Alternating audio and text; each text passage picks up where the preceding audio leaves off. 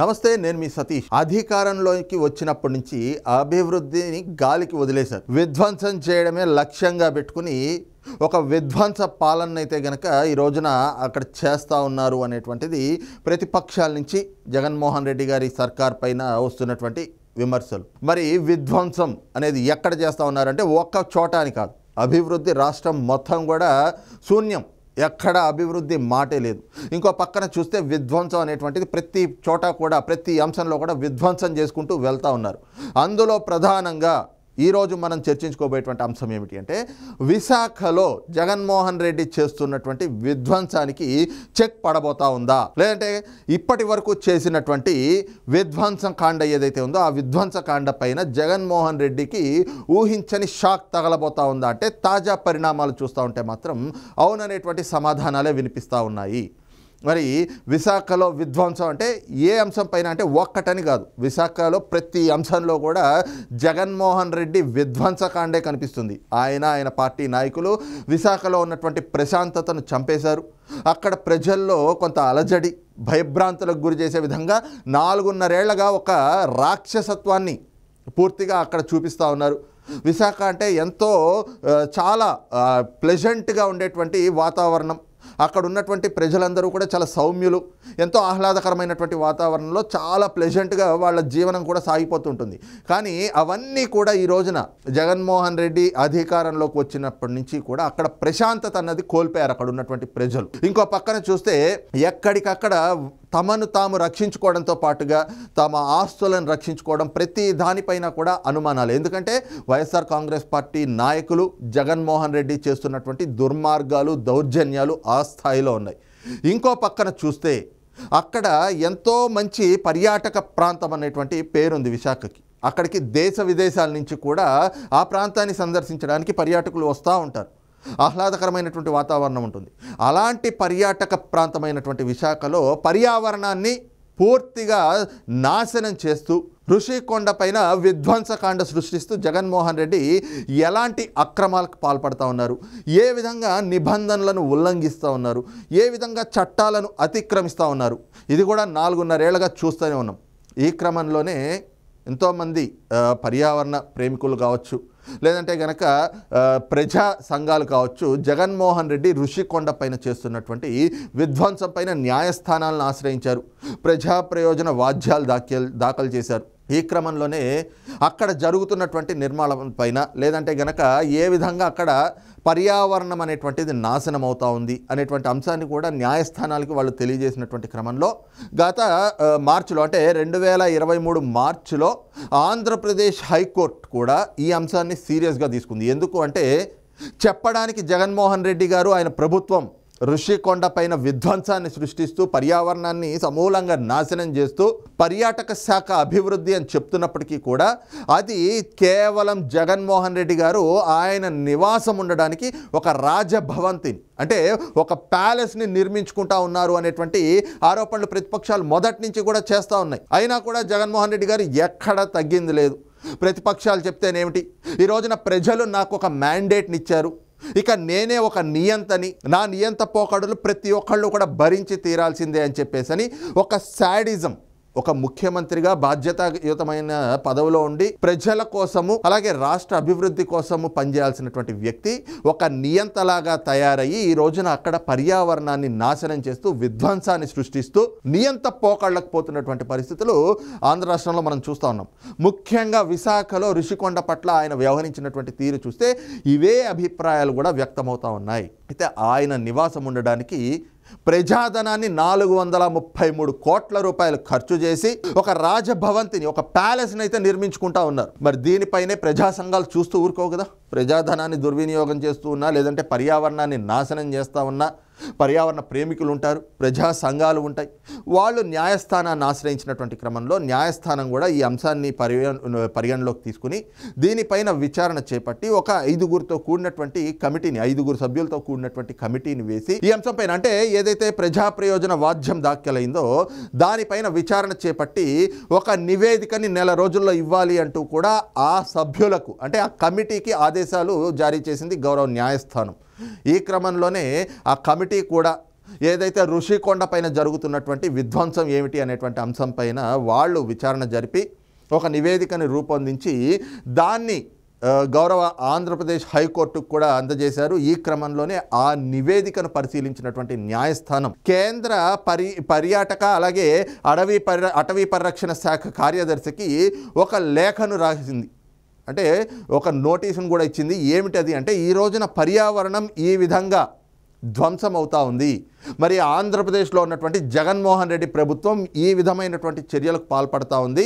మేము ఒక విచారణ జరిపినటువంటి క్రమంలో నిజమే ఇక్కడ విధ్వంసం జరుగుతూ ఉంది. జగన్మోహన్ రెడ్డి ఒక ఒంటెత్తు పోకడతోటి మొండి వైఖరితోటి నిబంధనలను ఉల్లంఘించి చట్టాలను అతిక్రమించి అక్కడ పర్యావరణాన్ని నాశనం చేస్తూ ఉన్నాడు అనైతే కనుక ఆ నివేదికలో వెల్లడైంది. కాబట్టి మరి కేంద్ర పర్యావరణ అటవీ పరిరక్షణ శాఖ సంబంధించినటువంటి అధికారులుగా మరి దీనిపైన మీకు అసలు వాళ్ళు ఎలాంటి అనుమతులు పొందారు, అలాగే మీరు ఎలాంటి అనుమతులు ఇచ్చారు, మరి ఒకవేళ ఆ చట్ట ఉల్లంఘనలు నిబంధనలను ఉల్లంఘించినట్లయితే ఎలాంటి చర్యలు తీసుకుంటారు అది మాకు తెలియజేయండి అంటూ ఆంధ్రప్రదేశ్ హైకోర్టు ఇటీవలే కేంద్ర అటవీ పరిరక్షణ అలాగే పర్యావరణ శాఖ కార్యదర్శికి ఒక నోటీసును జారీ చేసింది. ఈ క్రమంలో కేంద్ర పర్యావరణ అటవీ పరిరక్షణ శాఖ కూడా ఈ అంశాన్ని సీరియస్గా పరిగణించింది.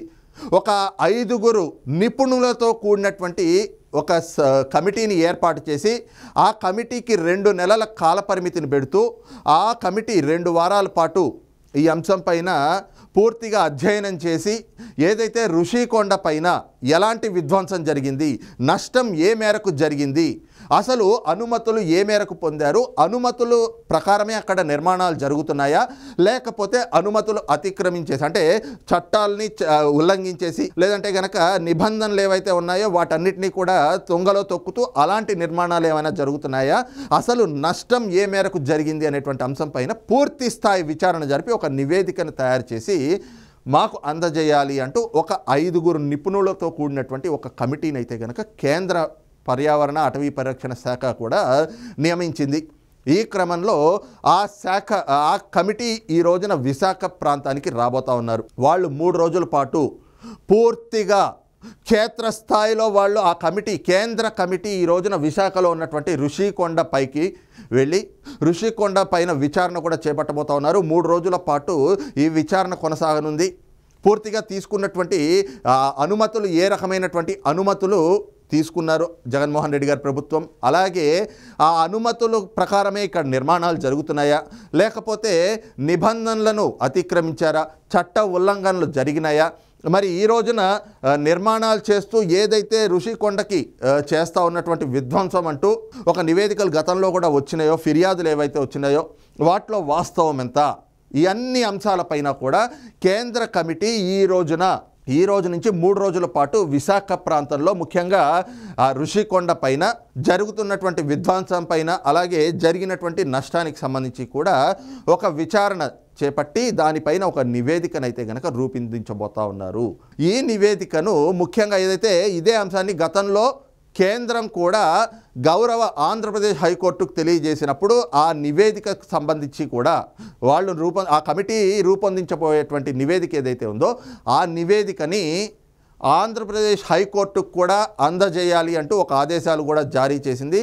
ఈ క్రమంలో ఈ కమిటీ 3 రోజుల పాటు ఏదైతే విచారణ చేపట్టి ఈ విచారణ ఆధారంగా వాళ్ళు ఏదైతే నివేదికని రూపొందించబోతా ఉన్నారో ఆ నివేదిక ఆధారంగా రాబోయేటువంటి రోజుల్లో ఖచ్చితంగా జగన్మోహన్ రెడ్డి పైన అయితే కనుక చర్యలు తీసుకునేటువంటి అవకాశం ఉంది. అంటే జగన్మోహన్ రెడ్డి గారి ప్రభుత్వం పైన కేంద్ర పర్యావరణ అటవీ పరిరక్షణ శాఖ ఖచ్చితంగా చర్యలు తీసుకునేటువంటి అవకాశం ఉంది అన్నటువంటి అభిప్రాయాలు అయితే వ్యక్తమవుతా ఉన్నాయి. ఒకవైపున ఈ విధంగా కేంద్ర కమిటీ వస్తూ ఉంటే జగన్మోహన్ రెడ్డి ఎక్కడైనా కూడా తాను చేస్తున్నటువంటి ఈ విధ్వంసానికి బ్రేక్ వేశారంటే బ్రేక్ వేసినటువంటి పరిస్థితులు లేవు.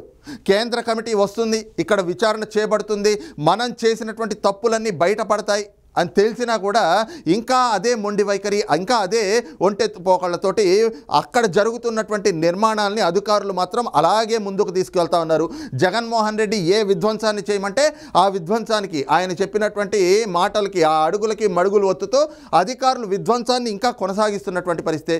ఈ క్రమంలోనే ఏదైతే ఋషికొండ నుంచి సాగర్ తీరానికి వచ్చేటువంటి దారి కావచ్చు అది పూర్తిగా నాశనం చేస్తూ అక్కడ ఏదైతే హెలీప్యాడ్ నిర్మిస్తూ ఉన్నారు ఆ హెలీప్యాడ్కి అడ్డవుతాయని చెప్పేసని ఏదైతే స్పోర్ట్స్కి సంబంధించినటువంటి కొన్ని షెడ్లు ఉంటే ఆ షెడ్లని తొలగించేసి అక్కడ ఏదైతే పర్యాటక అభివృద్ధిలో భాగంగా బోట్ రైడింగ్స్ లాంటివి పెట్టారు. అక్కడ కొన్ని పడవలు ఉంటాయి. అక్కడ ఏదైతే పర్యాటక అభివృద్ధిలో భాగంగా కొన్ని ఏర్పాట్లు గతం నుంచి కూడా ఉన్నాయో ఆ పడవల్ని వీటన్నిటినీ కూడా, ఎందుకంటే పర్యాటక అభివృద్ధి అంటే అక్కడ బోట్ రైడింగ్తో పాటుగా వచ్చేటువంటి వాళ్ళందరినీ కూడా ఎంతగానో అలరిస్తూ కనిపించేటువంటి ఆ పడవల్ని కూడా అక్కడి నుంచి తొలగించేసి ఈ రోజున కేవలం జగన్మోహన్ రెడ్డి వచ్చి ఒక ప్యాలెస్ లాగా ఆ ఇంట్లో ఉంటే ఆయనకి అక్కడ ఏమీ అడ్డుగా ఉండకూడదు. ఆయన వచ్చి దిగేందుకు ఒక హెలికాప్టర్ కావాలి, ఆ హెలీప్యాడ్ ఉండాలి, ఆ హెలీప్యాడ్ కూడా చాలా సుందరంగా నిర్మించాలి. ఈ విధంగా పూర్తిగా విధ్వంసాన్ని అయితే మాత్రం కొనసాగించుకుంటూ వెళ్తున్నటువంటి పరిస్థితి. ఈ రోజు నుంచి మరి ఆ కమిటీ అక్కడ పర్యటించనున్నటువంటి నేపథ్యంలో ఆ పర్యటన సందర్భంగా ఈ అంశాలన్నీ కూడా ఏదైతే క్రీడాభివృద్ధి సంస్థ ద్వారా చేపట్టినటువంటి షెడ్ల తొలగింపు, అలాగే పర్యాటక అభివృద్ధిలో భాగంగా అక్కడ చేసినటువంటి ఏర్పాట్లన్నింటినీ కూడా తొలగించేసి ఈ రోజున కేవలము ముఖ్యమంత్రిగా ఉన్నాను నేను ఏది చెబితే అదే శాసనం అన్నట్లుగా జగన్మోహన్ రెడ్డి ఏదైతే ఒక నియంత పోకళ్ళకు పోతా ఉన్నాడో వాటన్నిటిపైన కూడా ఈ రోజు నుంచి ఏదైతే ఆ కేంద్ర నిపుణుల కమిటీ రాబోతా ఉందో ఆ కమిటీ విచారణలో ఈ అంశాలన్నీ బయటకు వచ్చిన తర్వాత మరి నష్ట నివారణకు సంబంధించి, ఎందుకంటే నష్టం జరిగింది ఖచ్చితంగా, అది ప్రజా సంఘాలు చూస్తూ ఉన్నారు. కళ్ళకు కట్టినట్టుగా ఋషికొండకి బోడిగుండు కొట్టేశారు. అరే కనీసం కేంద్ర కమిటీ వస్తున్నటువంటి క్రమంలో అయినా ఏదైనా దిద్దుబాటు చర్యలకు జగన్మోహన్ రెడ్డి కనీసం పూనుకున్నారా అంటే లేదు. కేంద్ర కమిటీ వస్తే నాకేంటి, ఐ డోంట్ కేర్ అన్నట్లుగా నేనేది చేస్తే అదే, వచ్చిన కేంద్ర కమిటీయే కదా ఏం చేస్తారు అని చెప్పేసి ఒక అహంకార ధోరణిలో ఈ రోజున అక్కడ విధ్వంసాన్ని అయితే కనుక కొనసాగిస్తున్నటువంటి పరిస్థితులే కనిపిస్తూ ఉన్నాయి.